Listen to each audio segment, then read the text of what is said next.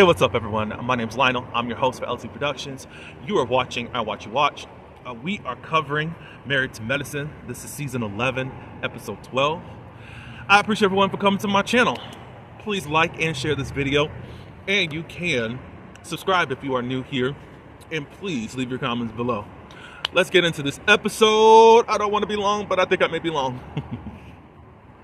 Okay, so we're dealing with the aftermath, but the altercation that never happened of what's his name, Greg and King.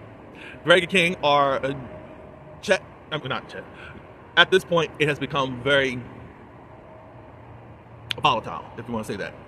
Emotions are high. Whatever's going on between them, I would really love to have heard the whole conversation.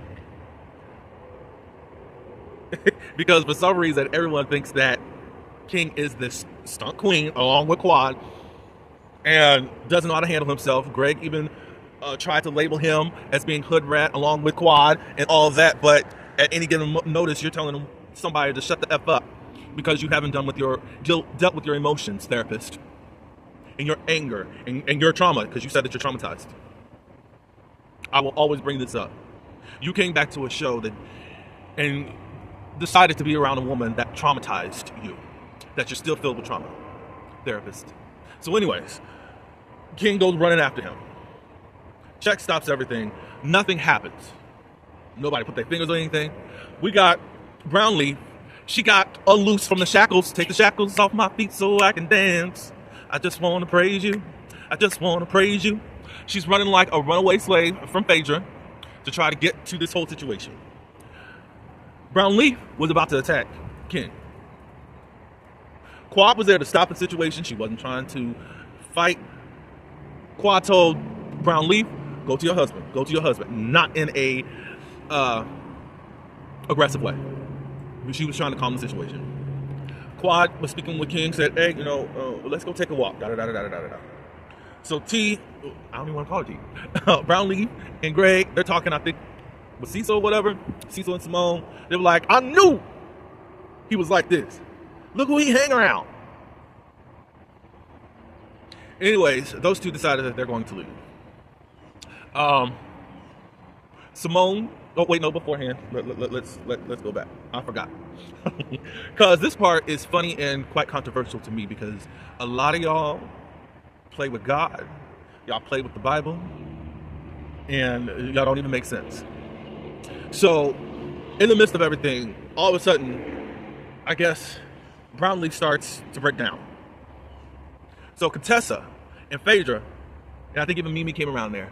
They needed to come around there like, why are they doing this to us? It's just doing. And the next thing you know, we're hearing Contessa say, you're safe, you're safe, you're safe, you're safe. And then Phaedra is praying in tongues. And a bunch of y'all on the internet are saying, God can use anybody. And I'm looking like Toya. God can use anybody. Phaedra just 10 minutes ago cussed out a woman that she's never talked to in 7 years. God is in the business of using somebody to do spiritual warfare right after they cuss somebody out. And that's a question mark, and this is a question mark. Quit playing with God and quit playing with God's word. Can God use anyone? Yes. He's not going to use you any old type of way. You can't, don't come to me, because I had this whole debate on Instagram the other day. Don't come to me about the different disciples. Matthew, he was a tax person. He was converted. Hello. Saul, who turned into Apostle Paul. God didn't use Saul. He used Paul after he was cleansed to do the work of God. Don't come at me. Oh, they used a prostitute, Rahab, to direct people. I understand all of that. To direct the people to get them to safety. So now they're going to use a person. God's going to use a person who just cussed out somebody else. She can hear for other people but can't hear for herself. Y'all are mad at Simone for saying that, but it's true. God deals with you before he deals with anyone else. For you, God deals with you before he would want you to deal with someone else. That's his order. That's his nature. I don't want this to be some type of church stuff, but since y'all want to throw around these words and be super religious and crazy, I'm coming like this. I'm going to be crass today, so if y'all don't like what I got to say, God bless you. I'm going to be, because I'm seeing a lot of idiotic stuff just to try to back up somebody that you like and to hate on someone that you hate, which is really weird to me. Tell the truth, whether you like or hate this person or that person. Tell the truth. And anyways, so if God wants to use Phaedra in this moment, I guess Phaedra wasn't feeling that God wanted to use her in this moment. A long time, gone home for a long time. And I remember so many people rolling their eyes, or not, well, laughing when she was rolling her eyes. So when prayer is being lifted up for Quad, it's ridiculous. Prayer being lifted up for Sweet Tea, God is using Phaedra, who just cut somebody out 10 minutes ago. Could she have asked for forgiveness and repented? Maybe. Do I believe it? No. Because the aftermath of the unforgiveness that you want to display to other people is very telling. Or you don't even want to hear people out is very telling.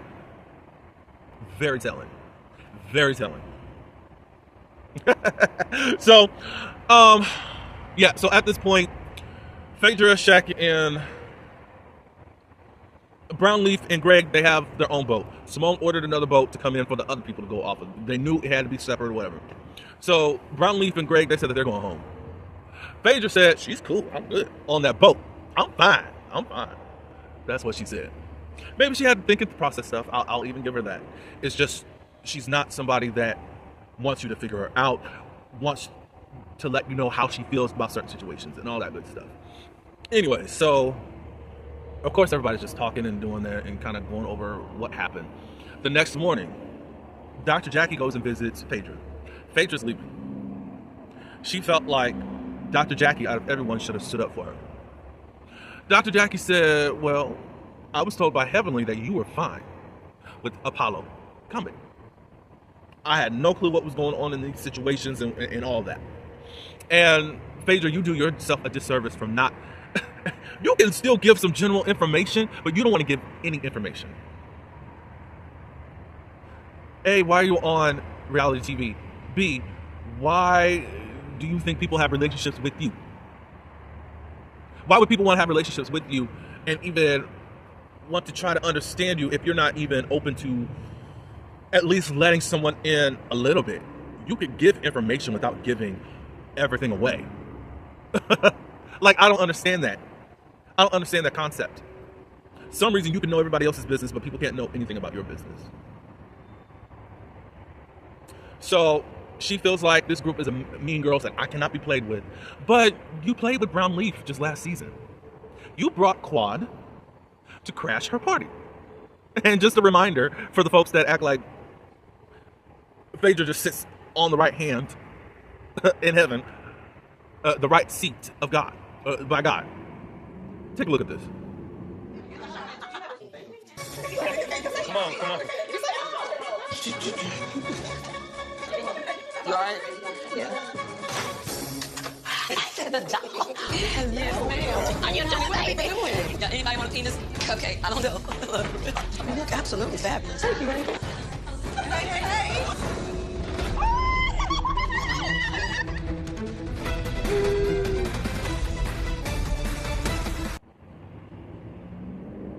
So, as I said, you like to be in the pig's parlor and rolling around in the trough, too. You've been a mean girl. You've been a mean girl since season 3 of Roa. Nene brought that out during season 5 reunion. Do y'all remember that? When Nene said how Phaedra can be shady and mean and tried to bring her half-sisters and siblings along to try to get them on the show to come at Nene. Nene found out about it, confronted her about it. Phaedra took no accountability. She just apologized. But here's the thing. Y'all hate it out of Heavenly, but y'all accept it out of this wench. I think what pisses me off is how y'all let her get away with stuff. But then Heavenly's just, oh. Do I like Heavenly? Yeah. And I'm going to be making a separate video. I'm late on it. But she said some problematic stuff. This isn't the first time she said problematic stuff and people are just whatever. What was it? What was I going to say? Yeah, so it's like you've been a part of the mess. You brought Johnny to film with you in season 9, someone that was in battle with Candy. So I'm trying to understand, and we know the ultimate thing that you did, all because Candy was not being a good friend to you. We know the ultimate thing that people keep telling us to get over is that you started a rumor that another woman and husband were going to drug and RAP someone that you take no accountability for. So mean girl, you are too, if we're going to play this game. So she leaves, she gets on her private jet, and Phaedra fans are so amazed. Look at her. And if she had no other option as far as going back to Roa, she would have been still on that island. Still on that island. Jackie is not responsible. Jackie didn't know what to do in this situation. She didn't know that your relationship was crazy like this with Apollo or with the wife. You said that you didn't want no relationship. You didn't go into any details. And again, everybody is so, oh, she's the mistress. Okay. We kind of figured stuff out during season 9. Phaedra never admitted to Apollo cheating and that Shireen was a mistress. Neither did Phaedra divorce Apollo because of cheating. That's the stuff that is so crazy that she don't even open up about. And it's just like, how am I supposed to feel about this? Am I just supposed to run with it because now you are saying on this show 7 years later, oh, she was a mistress and he was cheating on me while I was pregnant with our second son? But, I'm about to go into Melody and Martell. But you stayed. And then you picked a fight for several seasons with Kenya. And you refused to speak to the mistress.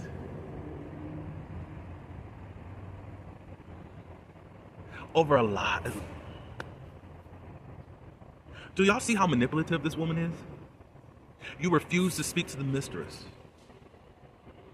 You chose to believe a lie or participate in the lie for seasons. And then you said during season 9 reunion that Kenya is one of the reasons why your marriage did not last. So Phaedra leaves. The next day, or during the same day, Simone and Heavenly, they talk with Apollo and Shireen. Now, Apollo on the beach said, I have not heard Phaedra speak in tongues during all the time. I've known her since 1997. But God just uses anybody. Right, audience? He says the problem really lied is that my friend decided to date my ex-wife and not tell me. And then also, he's saying, let's go to the, he's, after this whole situation, he's texting me saying, hey, let's go to the club. He's like, what? They realized that Phaedra is distant and we call her out on her BS. We still liked her and accepted her in the group. That's what Heavenly said. It's just a bunch of stuff that Phaedra decided to do and it backfired on her. It did backfire on her. She thought bringing this man on, I mean, y'all acting like Heavenly was the only person that just cooked up this whole storm. Because it was just supposed to be you two, Phaedra and Apollo. And we know, and if you go back to the reunion, Andy said Phaedra invited Apollo to the reunion. No one knew that your relationship was still odd. We knew that you weren't letting him in the house. We don't know why. You won't say nothing. So you are the one that played yourself on reality TV amongst people that weren't going to just let you slide. You did yourself a disservice by not stating facts. No one telling you that you got to tell your deepest, darkest secrets. Now, Toya did say, what makes you tick? Well, whatever. No, people don't know you. People don't even know how to help you or react to how you are. We don't know what's going to piss you off. We don't know what makes you uncomfortable. You both said that your relationship is impeccable on last year's reunion, and now it's the cast's fault in regards to you. I don't like that. That is so manipulative. And I would never want to be around her. Very cunning and crafty. Just like you are saying, I repeated it. Then word goes out there as a rumor as far as with Candy. Oh, a producer told her. You let that lie go on and allowed another man, Carlos King, be the one to do all that. Even after Bravo said, no, it wasn't Carlos King. For some reason, you get the the how can I say this, allowance to not even clear anything up, and you allow someone else go down for you. I don't even know how you and Portia are really friends, but I think y'all just playing a part for TV. We're gonna see what happens when Atlanta comes back. Y'all just playing a part. Freaking frat. Y'all, whatever. Yeah. So the following afternoon, a lot of the women they go out and drink. The men they go to a cigar and wine yard, a wine thing, whatever.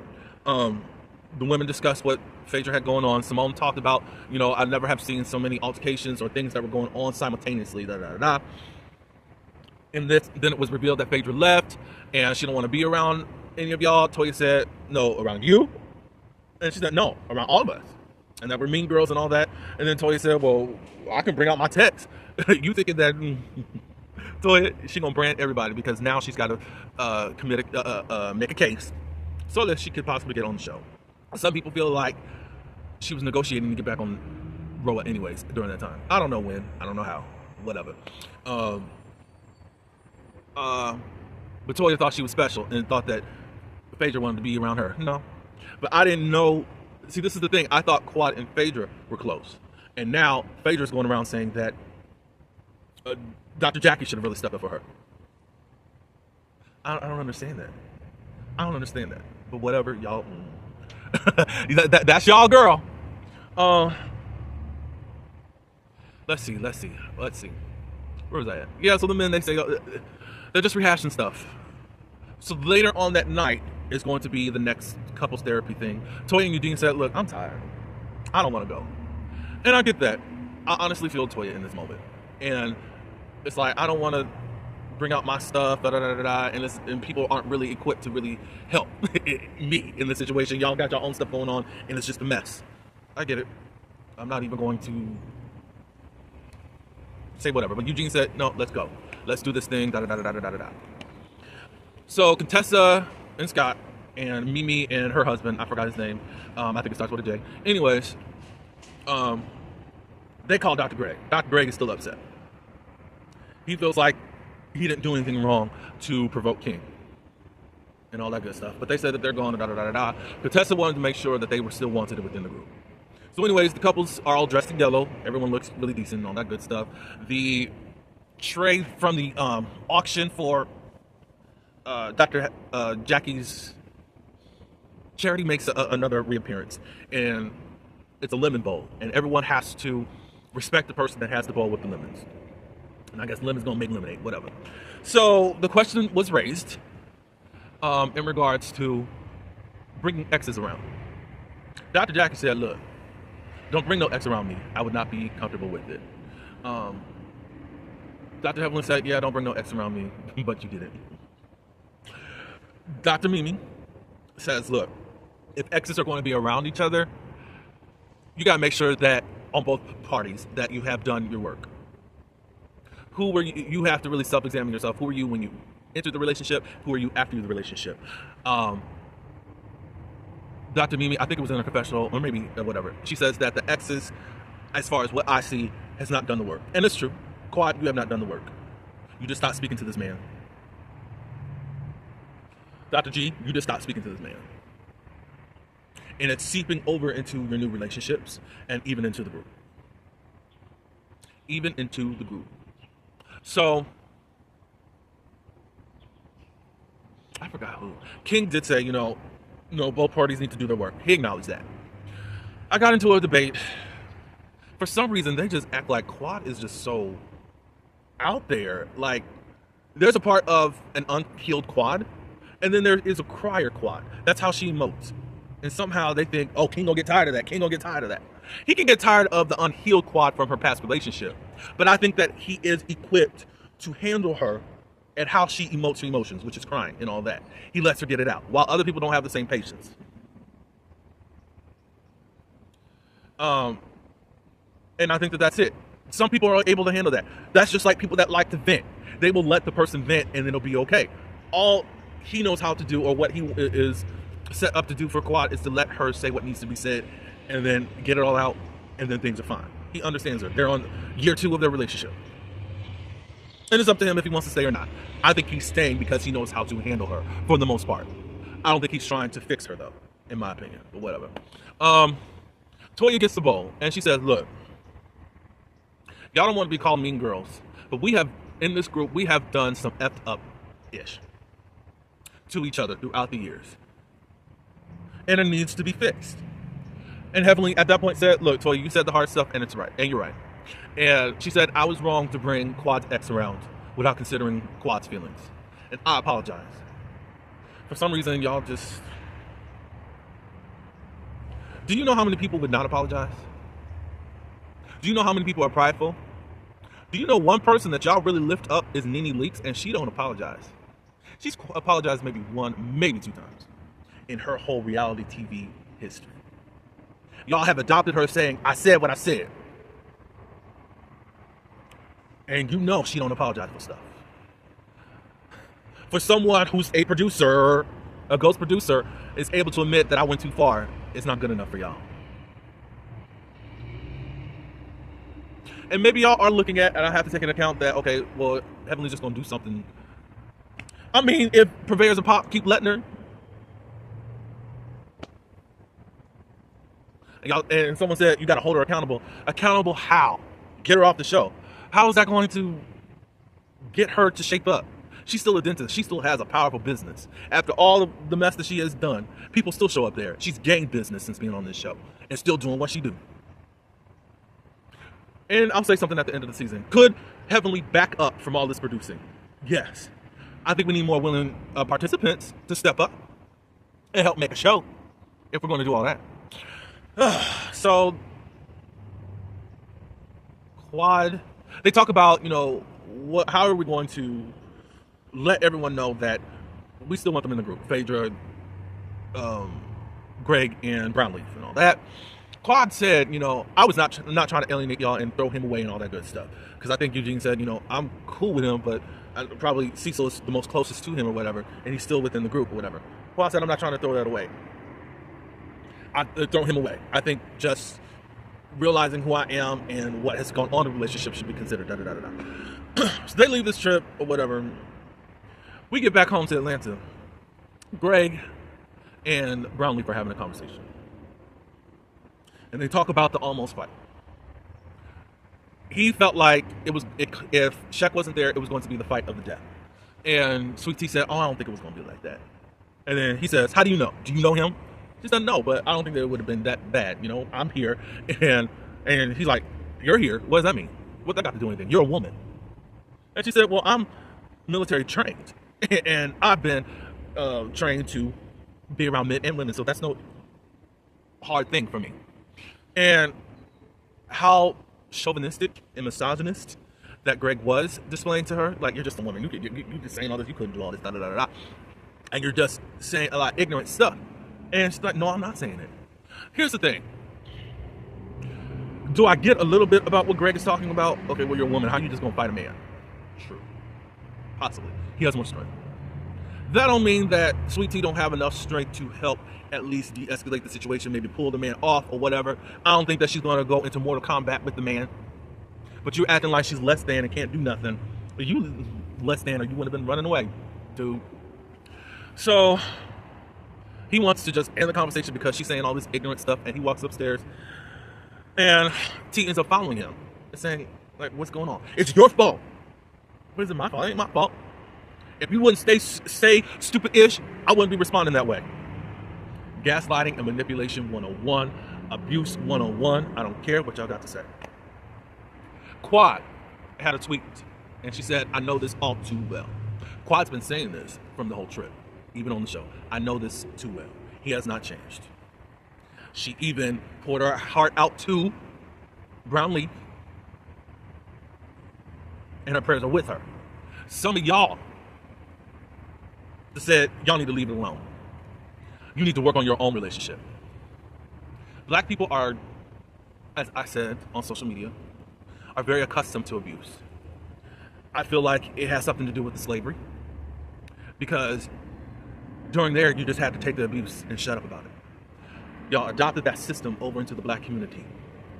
And now, forcing people into these ride or die relationships.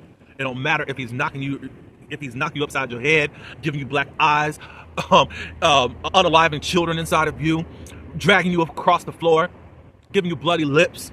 You're supposed to shut your MFing mouth and just take it and ride for this stupid ninja. And that can also be said for vice versa. Y'all are too quiet. Y'all mind your business too much. You see domestic violence and you look the other way. And then next thing you know, on the 6 o'clock news, we're hearing about a fatality. Because y'all don't want to open up your mouths because it's none of your business. But we community. And it's just white folks that are just against black folks. No. You're not community. You don't speak up. Y'all talk about protect black women. No, you just want to protect who you want to protect and who you like. Y'all are very twisted in your mind. Y'all started attacking Quad last night, and I think that is so awful. A battered woman was speaking. And hopefully she don't delete the post. A battered woman spoke. Y'all can give me whatever. Y'all let me know. Black people have to be better in so many ways. The signs are there. The signs been there. The doctors defended Dr. Greg years ago when Quad tried to say, this is what's up. I got content creators right now saying, oh, I've read the police report. And it's just not that plain. It's not that black and white. A man admitted to his abuse. And you're still defending this man because you hate Quad. And the reason y'all hate Quad is because y'all think that it's Quad's fault that Mariah's off the show. That is sickening and so crazy. That's all I got to say. Y'all let me know. This is a long video. I wish it wasn't, but I appreciate everyone for coming to my channel and hearing me out. Please like this video, subscribe, and you can leave your comments below. Please let me know. And until the next one, peace. Have a good day.